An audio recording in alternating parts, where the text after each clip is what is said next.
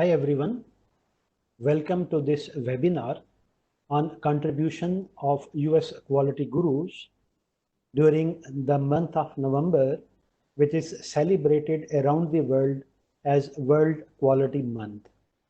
My name is Zubair Anwar and I'm representing Service Quality Division of American Society for Quality. First of all, the contents for today's discussion. I will brief about my profile. We will have an introduction of World Quality Month. We'll talk how this month is celebrated around the world. And then we will talk about some selected quality gurus from the United States, including Dr. Edward William Deming, Dr. Joseph Juran, Philip Crosby, Dr. Armand Feigenbaum, and we will also look how American Society for Quality is helping out the global community of quality in leading them from quality towards an excellence journey. Especially from the contemporary Quality 4.0 point of view, we also have a brief for you. And last but not the least, we will invite you to celebrate World Quality Month and the journey to quality on your personal level, professional level, and community level with American Society for Quality. So, my name is Zubair Anwar. I have been associated with American Society for Quality now almost 15 years.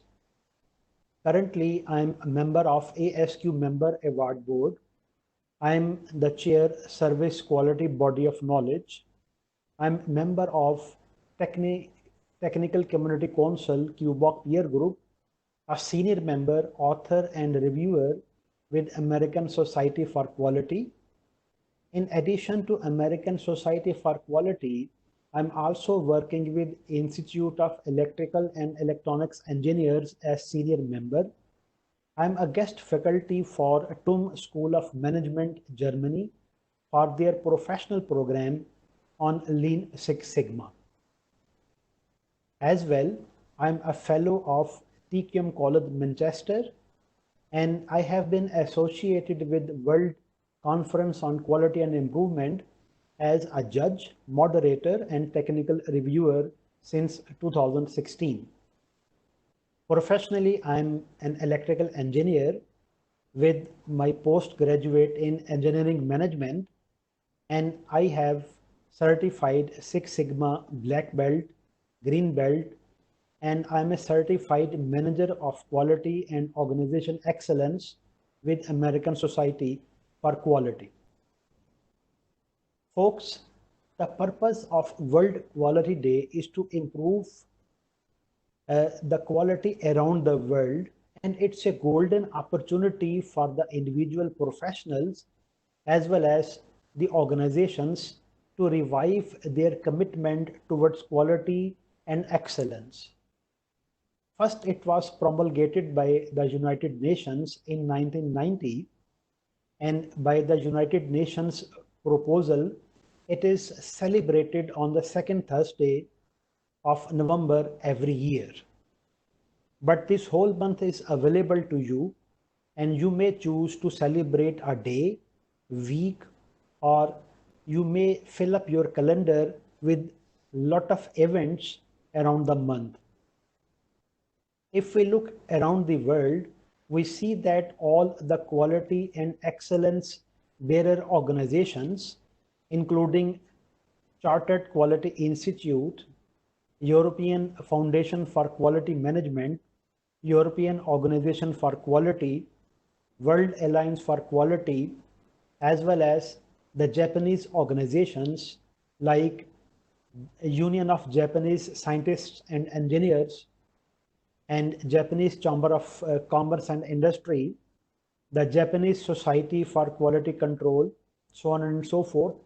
They all managed to celebrate the World Quality Day week and month during this month of November. Here you see the renowned quality gurus from the United States. And we will take our time today to introduce their main contribution to the world level. So this is really interesting to share that their contribution was not limited to a city, a county or state or even to the United States. Their teachings, their philosophy and the way they implemented their philosophy, it made all its way all around the world.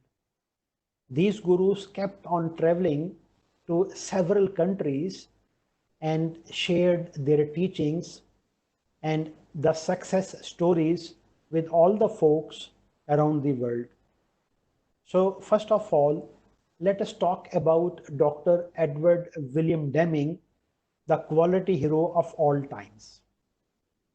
Dr. Deming spent his early life in a lot of research and development activities in the United States.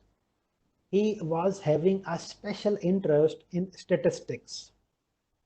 He got a chance to work with Dr. William Shewhart, who is known as father of quality control. Dr. Shewhart brought a lot of statistics to the workplaces, particularly on the manufacturing places.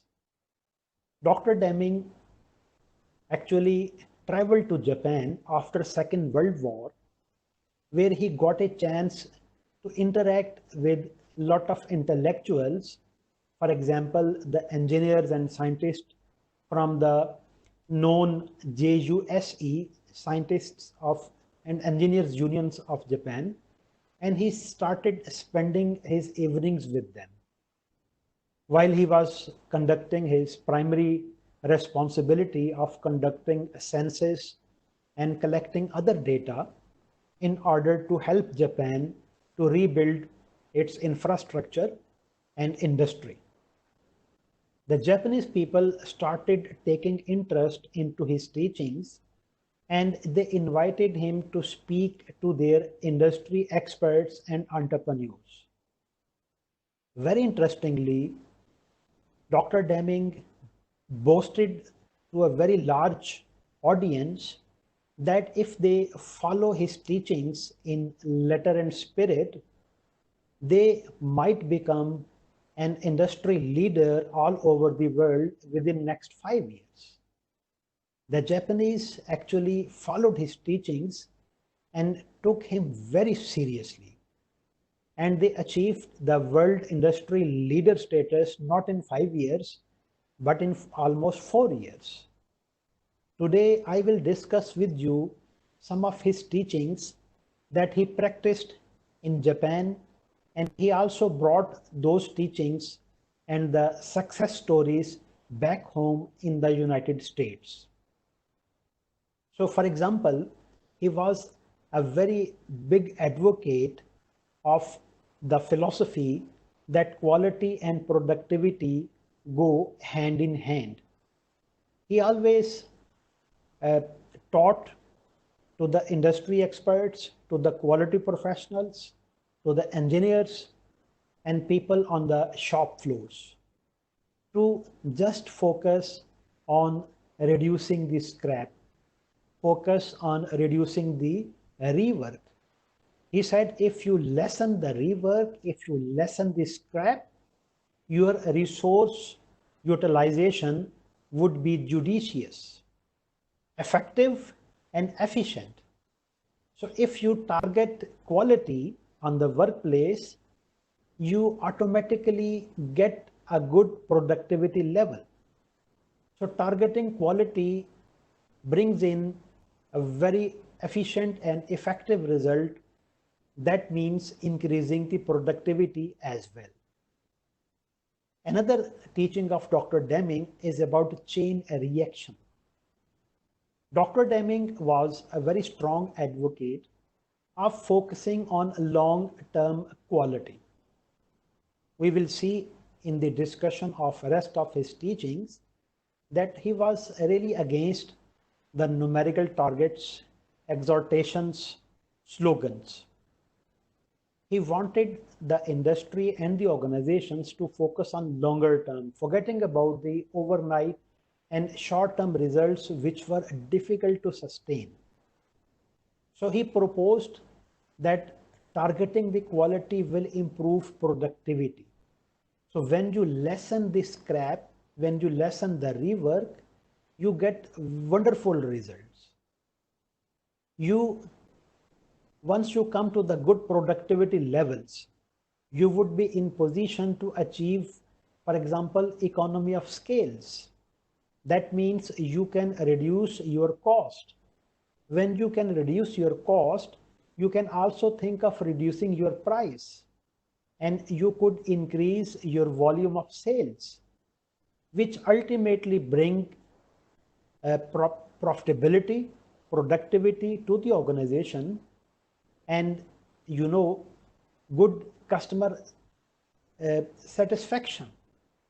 That means you take care of quality inside the organization, and ultimately it leads to good results in the industry, in the community at large.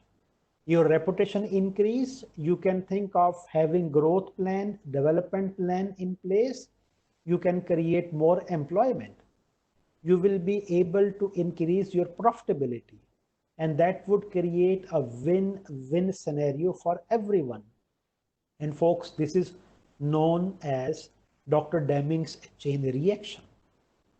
Interestingly, Dr. Deming went all over the Japan, and he gave a lot of lectures to the industrialists and engineers, and they took a lot of interest. They started saying that Deming is the prophet of quality. So he was known as prophet of quality in Japan. And very soon after they were able to make breakthrough achievements, they initiated Deming Prize in Japan, which was ever highest award for quality and excellence in Japan, and still it exists today. Interestingly, Deming was really not noticed to that level back home in the United States until during 1980s, an American television channel broadcasted his video, and the title of video was, "If Japan can, why can't we as the United States?" This video went viral, and he was largely and significantly noticed in the United States. And the institute that he founded, known as Deming Institute, got so much attraction, and people started calling him, inviting him to the workshops, to the lectures, and he was really busy, although he was really old at that time. Some of more important philosophies that Deming brought to the workplaces is system of profound knowledge. And this was essentially a set of few items. For example, Deming was an advocate of a system thinking. He wanted the organizations to follow systems. He wanted the organizations to understand variation statistically. He promoted the organizations to found their knowledge system. And he was among the few people who brought psychology and economics on the workplaces. So this was known as system of profound knowledge. An American Society for Quality, and we will discuss by the end of this talk, all the quality gurus have been associated with American Society for Quality one way or the other. And ASQ takes pride in having those associations and affiliations with those quality gurus, not only from US, but all over the world, and giving them a recognition and causing that recognition, letting people know around the world philosophy and taking benefit out of their teachings, philosophies, and success story of the implementation. In recognition of the effort of Dr. Deming, American Society for Quality has established a medal known as Deming's Medal, and it is given to the individuals who successfully apply statistical thinking in management. So that is a great honor for American Society for Quality, and that is the way a great country remember and commemorate their heroes' success stories. I would also like to share with you one of the very important work from Deming, and that is Deming's 14 points. Now remember that we are talking something in history, about 60, 70, 80 years back in history. And at that time, technology was not at the level which is it is today. I mean, in terms of communication, in terms of a global village paradigm. So people used to go to libraries, people used to get books, books used to be printed in a very lengthy process, and books reached to other countries that would have taken a lot of time in years. So Dr. Deming 14 points was really a revolution. It was a challenge to status quo at that time. Deming, through his publications, through his teachings, through his lectures, through his visits to the industry, through his continuous experimentation using statistics, consolidated the teachings in the form of 14 points. So I will go through few of them, knowledge and interest. So if you look at the first point, it is about create consistency of purpose with a plan. Again, the organization has staff, organization has stakeholders, they have their owners, board of directors, there are associated supplier, customer, distributors, so on and so forth.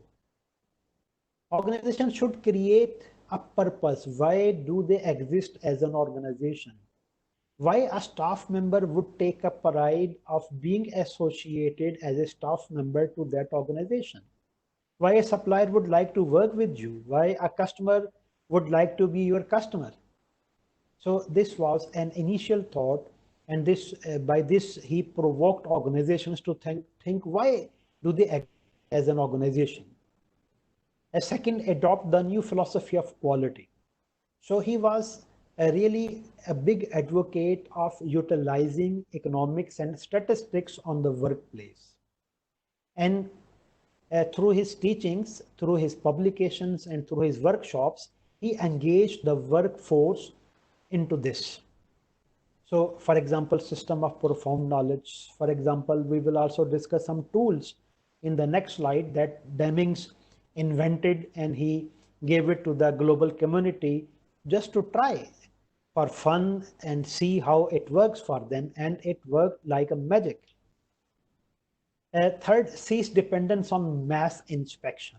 Now see, 60, 70 years before, the paradigm of quality was actually inspection based, which was a detection based quality. So manufacturing organizations used to produce units of products, and then they used to inspect all the products to see whether they have been produced on the given specification and as per customer requirement.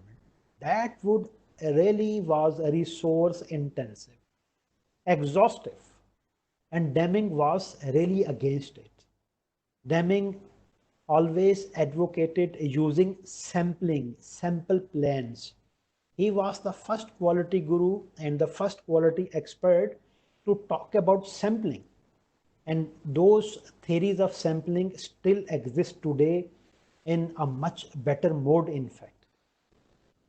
If we go through these points, the next is and the practice of choosing supplier based solely on price. Now, if you look that still some of the organization which exist today, they heavily still depend on the selection of supplier based upon the price tag, the cheaper suppliers. Deming advocated looking at value of relationship that you might develop with the supplier. And by engaging in a relationship with the supplier, you as a manufacturer or a service provider and your supplier can engage into a win-win relationship, provided you focus on a longer term. You go and choose a strategic supplier, and by doing that, both of you would reduce the supplier identification, selection, acquisition, evaluation cost for every single transaction that you are supposed to make for new products, for addition in product portfolio, so on and so forth. So this was really important and a revolution to that time. The next is identify problems and work continuously to improve the system. So this is really very important. Deming said, you achieve a quality level, don't be contented with that level. Now you should go to the next level, plan for it. And he strongly advocated something that we call today continuous improvement. And he actually gave a complete approach, framework, and tool on how to do continuous improvement, and we will discuss about that tool. The next point was adopt modern methods of training on the job. Now, Deming was a very strong proponent of institutionalizing the training on the workplace. He said training has to be institutionalized. That means you don't need to train your staff once, and you should not be under the thinking mode that let the staff member come, he or she will have on-job training and he or she will be trained with time. He said, no. Whenever you adopt a new philosophy, whenever you upgrade the machine, whenever you have a new plant, whenever you improve the technology, training is essential. So training the, because this challenge is continuous challenge. Technology is ever evolving. Customer expectation is ever evolving. Quality levels are evolving with all these advancements in technology, advancements in customer awareness, advancements in plants, advancements in machine, so on and so forth. The next one is adopt modern methods of training that we have talked about. Change the focus from production numbers, from quantity to quality. Again, we said that Deming said focus on longer term quality, not on short or medium term overnight results. The next point is the crux of his teaching, and is to drive out fear. And don't let the people afraid of raising their voice, of providing a corrective feedback, or pointing out any poor quality happening in the organization. If the worker wants to raise voice against any practice, any process, any procedure, or a fault in work instruction, give them courage, encourage them, empower them, train them how to raise the voice in a systematic way. Obviously, should not be haphazard, but you have to train the workforce on how they can raise their voice, how they can contribute, how they can feel themselves as a part of the mainstream in the organization. And that is only possible if the culture that management establishes in the organization does not have fears, is scare free. And if you look at the next point, you have to break down the barriers within departments. Don't let people build silos, empires within the organization, because that will slow down the communication, that will slow down the participation, that will slow down the empowerment. And next point, stop requesting improved productivity without providing methods to achieve it. And that is really important. Shouting at the workers to enhance production quality level, to enhance production, meet the demand without realizing what is the plant capacity, what is the plant capability, how much you can deliver the service is of no use. You will just jeopardize the relationship with the workforce, and it will not bring any result eventually. So think about the method that would make it possible to increase the production level, to increase the quality level, how the service delivery will be improved. The next is eliminate work standards that prescribe numerical quota. So somehow Deming was against it. And he, if we go through the other points, he wanted that the workers should be given pride. Boss should not claim the success. If it's coming from worker, attributed, it should be celebrated, the success should be given and should be announced as such that has of the year, supervisor of the week, things like that. So give the worker their pride, and by that they will feel empowered, they will feel privileged, they will feel that they are part of the organization in a beautiful way. And you might have heard that there is a saying, when you talk to the managers, you think that managers are really important. But when you talk to the leaders, you think that you are important. So that is the way leadership works in the organization, to motivate the staff, to inspire them. And that is the next point. Institute a vigorous education and training and put everybody to work to accomplish the transformation. So it is everyone's responsibility. Don't let quality department talk about quality. It is everyone's responsibility. It is procurement, supply chain, warehousing, information technology, engineering, research and development. It is operation, it is finance, it is contracts, it is customer support. It is the job of everyone. So is established just to facilitate the people to understand how qualities can be applied, how quality policy can be formulated, how quality objectives can be defined, KPIs, metrics, dashboards. So they would just facilitate. So this ownership has to be with everyone across the organization, particularly the top management. So this is from, and I would actually go back to this slide, and I want to share a very important tool that Dr. Deming actually invented, and that was a really big breakthrough at that time. This is called PDCA, Shewhart cycle. In the later age, he proposed another tool which is called Deming wheel, PDCA.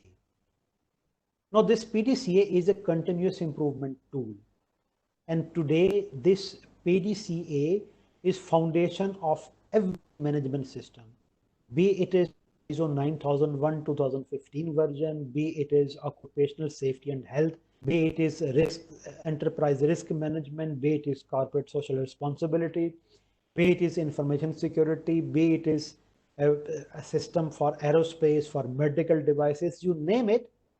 The foundation is continuous improvement. Plan, do, check, act. So this was really a blessing that Dr. Deming talked about it. And the beauty of this tool is that this tool can be applied to any type of organization, any type of industry, any size of organization. Even you can use this tool in your personal life, not only in professional life, in your community life, in your family life, and obviously at national or international level. Let me now move towards the next gentleman, Dr. Joseph Juran. Dr. Juran, he spent his life in promoting quality. He has been doing this job wonderfully, and he used to travel all over the world, and he got the exposure of working on many positions in university, in bureaucracy, in industry. And like Deming, he proposed 10 points. So we may not be able to explain all those, but if go through all these points from Deming, from Juran and other quality gurus, you find out amazing similarities. You come to know to the realization that these folks have been talking about one and the same thing. So the definition of quality, the choice of words could be different, but message, substance, essence is same. So I would like to go to some of the tools that Dr. Juran uh, invented and the main points of his teachings. Now, there is a very popular methodology that Dr. Juran invented called Juran's trilogy. It consists of three parts: quality planning, which is actually quality by design; quality control, which is process control and regulatory affairs; and quality improvement, which is Lean Six Sigma. And Dr. Juran was a very strong proponent that this trilogy approach can help to start from small progress, and you can use it to ultimate go to the breakthrough levels, eventually making it like Lean Six Sigma system. Another very interesting principle that Juran gave is Pareto principle. And you know that Wilfred Pareto, he was an economist, and he uh, gave this principle about the wealth distribution in the society. Now, if you look at the chapters that Juran has written in his books about this principle, Juran said, I was the first one to apply on the workplaces.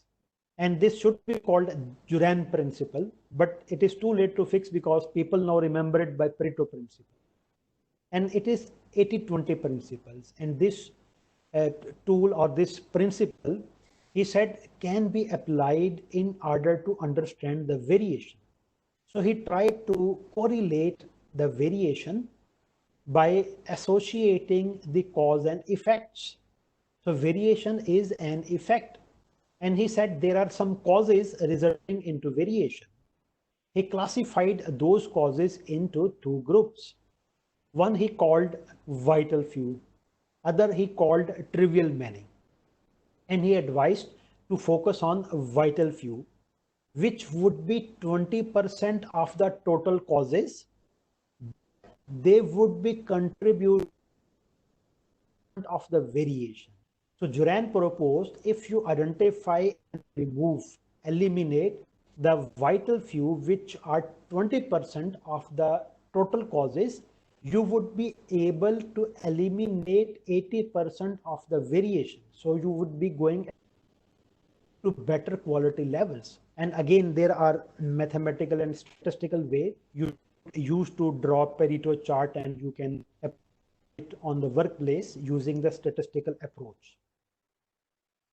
And very important contribution that Juran made early in 1950s, he combined the practices of quality that he used to promote by visiting universities and industry in America, and he published the first edition of Juran Quality Handbook.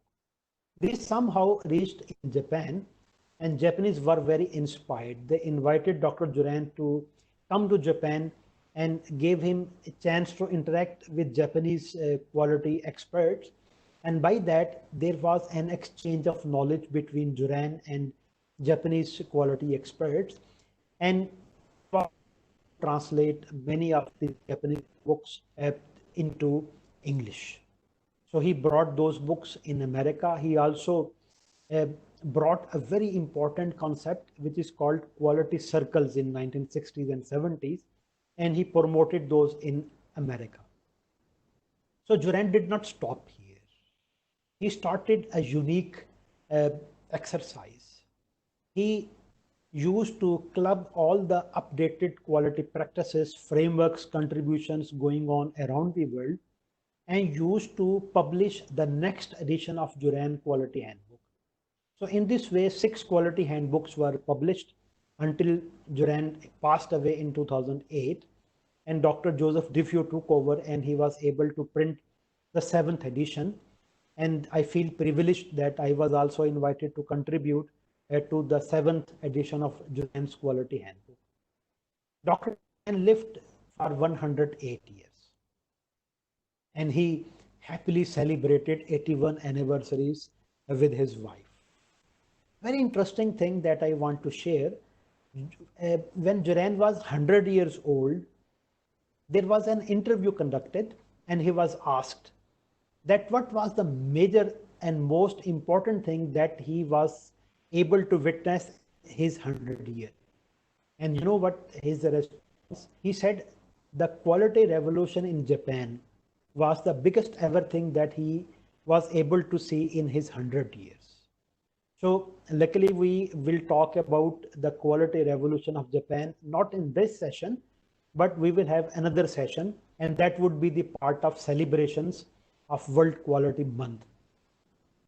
So as I have shared with you, American Society for Quality, they also have a medal in name of Dr. Juran, and it is given to the individual who distinguished performance in a system as an organization leader, demonstrates.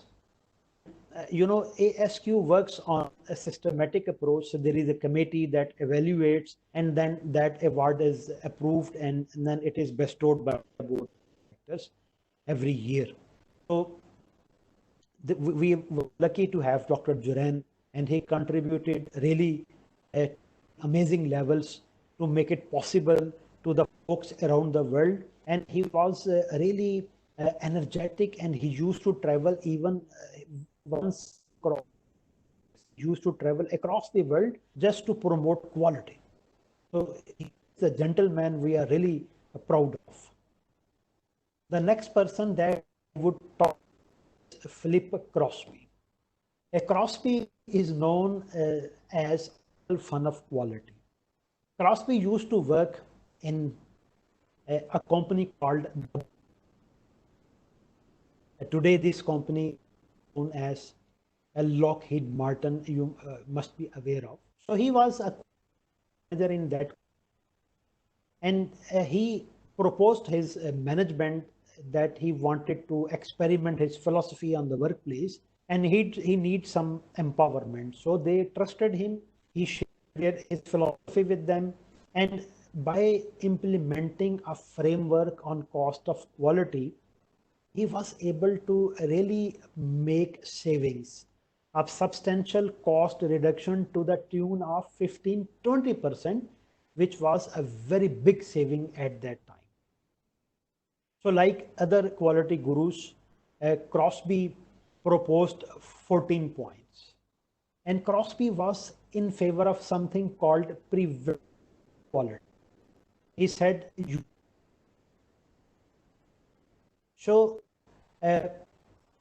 1970s, when he opened his own consultancy, he published a book called Quality is Free. And maybe 20 years later, he published another book, and its name was Quality is Still Free. And he was of the view that quality is not only free, but it brings back profit, dividends, and return on investment.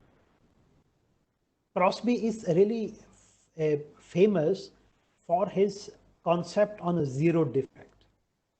And he said that zero defect may be an ideal target, but it should be the target for a quality plan. And that is how you can make continuous improvement continually. Crosby's 4 absolutes are very popular, and American Society for Quality, as I told you, they recognize the contribution made by Philip Crosby by naming and offering a special medal called Crosby Medal. And it is awarded to the individual who has authored a distinguished book contributing significantly to the extension of the philosophy and application of the principles, methods, or techniques of quality management. So let us move to the next quality guru from US, and he is Dr. Armand Feigenbaum. He has been a very popular quality guru around the world. Dr. Armand was an engineer also. He also spent some of his career with General Electric, and later he founded his own organization, General Systems. And he also served American Society for Quality as vice president and president in 1960s. At that time, American Society for Quality used to have presidents. Later, we used to have a chair. So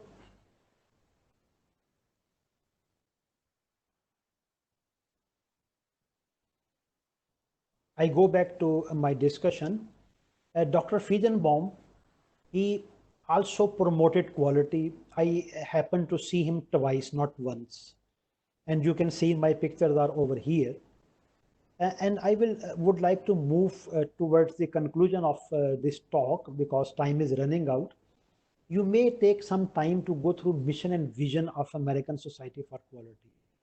And American Society for Quality is not only working for traditional quality. We are also promoting quality which would help out the world in meeting quality 4.0, which has to be complemented for the Industrial Revolution 4. So things like digital technology, big data, predictive maintenance, Internet of Things, cloud computing, artificial intelligence, so on and so forth, they have to be complemented by new paradigms. So we will be using the quality philosophies of the quality gurus, and this actually work has already been started.